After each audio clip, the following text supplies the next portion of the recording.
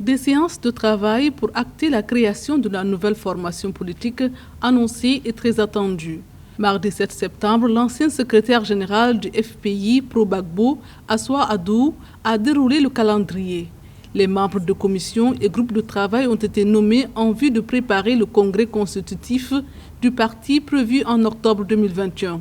Absente de certaines commissions capitales, comme celle de l'élaboration du manifeste du parti, l'ancienne première dame, Simone Ehivé, a été annoncée dans le groupe de réflexion élargi.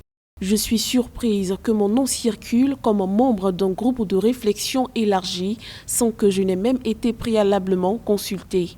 Je reste dubitative devant ces pratiques et manquements et je suis peu encline à m'associer à ce type d'initiative car je mérite un minimum de respect et de considération. Le jeudi 9 septembre à 10 h, le groupe de réflexion élargi a été convié à une séance de travail. Avant cette rencontre, Assoua Adou a convié le 8 septembre à une rencontre la commission chargée de l'élaboration du projet du manifeste, des statuts et règlements intérieurs, de la dénomination et du sigle du parti.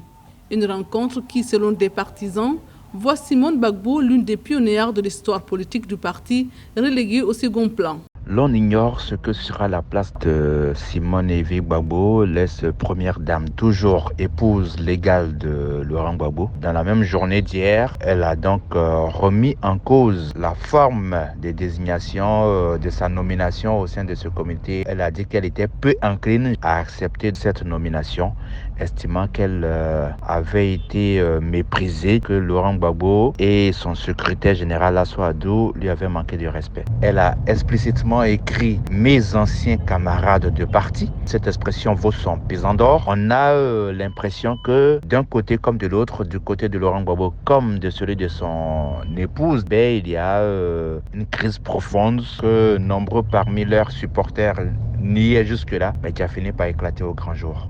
Depuis son retour au Bercail le 17 juin dernier, les relations entre Simone Gbagbo et son époux se sont profondément dégradées. Fin juin, l'ancien chef de l'État a officiellement demandé le divorce à sa compagne de toutes les luttes. Historienne, députée, militante et membre influente du FPI, Simone Gbagbo a occupé une place prépondérante au sein du parti de gauche, notamment en tant que vice-présidente.